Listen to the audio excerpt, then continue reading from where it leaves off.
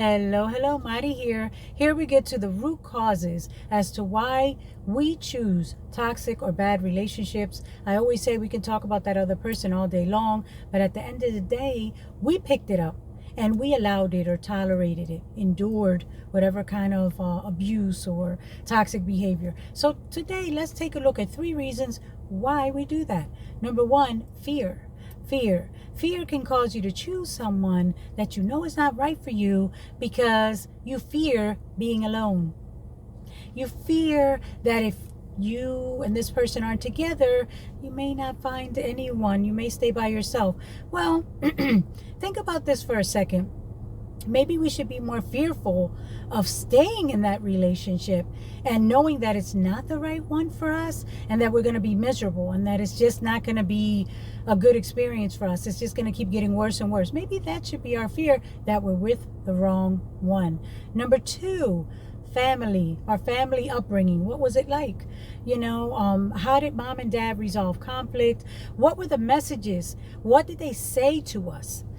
For me, I'm going to raise my hand. I'm going to be first. For me, I heard that I was less than. I heard that I was only here to serve them, to serve my parents. I love my mom to death. She's no longer here. But the point of the matter is that these are messages that I heard growing up, and we need to have some real talk because they stayed with me. And even though in my mind I would say, yeah, no, I don't think like that about myself, yet it was manifesting in the people that I chose.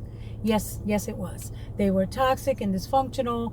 And so think about those messages, beliefs that you are carrying on and don't even realize. And again, you may say, no, I don't think like that about myself. But if you don't, why are you in that toxic relationship? Why are you choosing far beneath what you know you deserve? Just something to think about. And number three is we choose because we think that person will complete us or validate us. Now, the word tells us that we're already complete in Christ.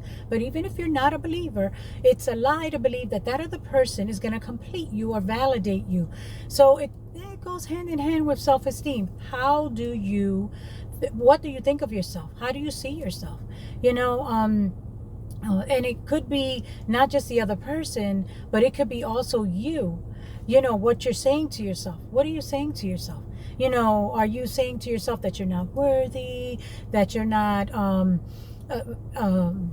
worthy to be loved, worthy to be treated in a good way? Because again, if you were always treated poorly growing up, or you've been in one toxic relationship after another, maybe you've told yourself, hey, this is all I'm going to get. This is all I deserve. And you may be saying, no, stop. That's not me. But if you're in a toxic relationship, your self-worth is not where it needs to be. I'm going to challenge you on that, because when you believe you deserve better, you deserve the best, you're not going to choose someone who's going to mistreat you. Again, no condemnation, just something for you to look at and ponder and study. Why am I choosing someone who's being abusive, who's taking me for granted, who's not appreciating me, who's treating me poorly? There's something in you. Please look at it. There's something in you that is allowing that for whatever reason. I call it the attic.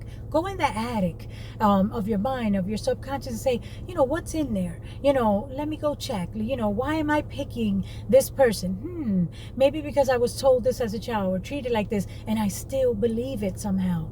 There is most definitely, I had to look at it for myself, something there to where you're accepting it. There's something there that's saying you're not worthy to get that. So you better, just be happy with what you got, because, that's all you're going to get. So let me know what you think. These are just some of my thoughts and experiences, things that I've experienced, and the Lord has shown me about myself, so I know a little bit of what I'm talking about here. But let me know if this resonates with you, if you've had experiences like this. And one final note, if you are struggling with this, yes, pray about it, but seek help. It's not something shameful to seek a counselor, a therapist, someone who can walk you through to help you look at yourself and why you're choosing this. The word tells us every man is right in his own eyes. So we need to examine ourselves, because again, if not, we'll be picking the same type of person, different face. But this is Marty. Let me know what you think. See you later.